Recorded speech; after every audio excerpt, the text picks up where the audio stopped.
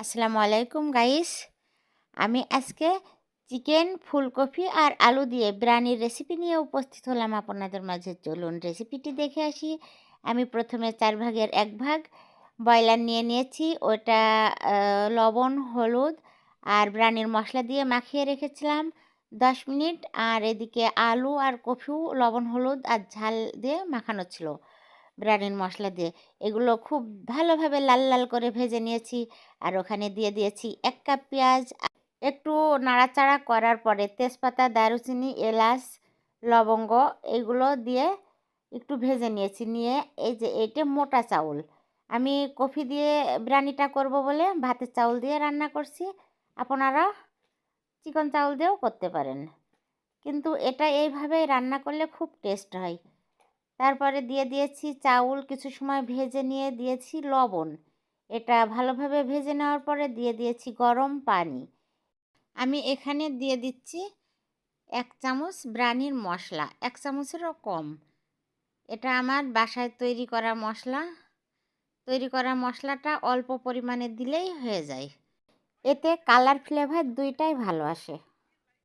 এর ভিতরে দিয়ে দিয়েছি 1 চা চামচ চিলি ফ্লেক্স।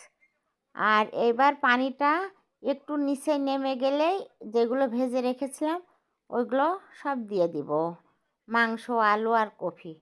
আসলে কি, এই বিরিয়ানিগুলো রান্না করলে কি হয়, বাচ্চাদের থামানো খুবই সহজ। আর এই বিরিয়ানিটা খেতে খুবই সুস্বাদু হয়েছিল। আর আমার খুবই পছন্দ হয়েছিল। এত টেস্ট হবে আমি চিন্তাও করিনি এই বিরিয়ানিটা এত টেস্ট হবে।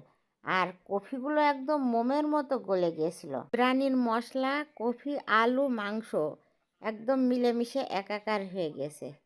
এ যেন এক অমৃত খাবার।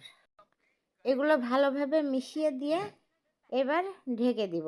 আর ঢাকনার ছিদ্রটাও আটকে দিচ্ছি টিস্যু অথবা লবঙ্গ দিয়ে। আমি এখানে টিস্যু দিয়ে আটকে দিয়েছি। আর এদিকে আমি কফি ফ্রোজেন করব, সেটাও আপনাদের দেখিয়ে দিচ্ছি। লবণ দিয়ে পর্যাপ্ত পানি ফুটাতে দিয়ে দিয়েছি। পানি ফুটে গেলে কফিগুলো দিয়ে দিচ্ছি।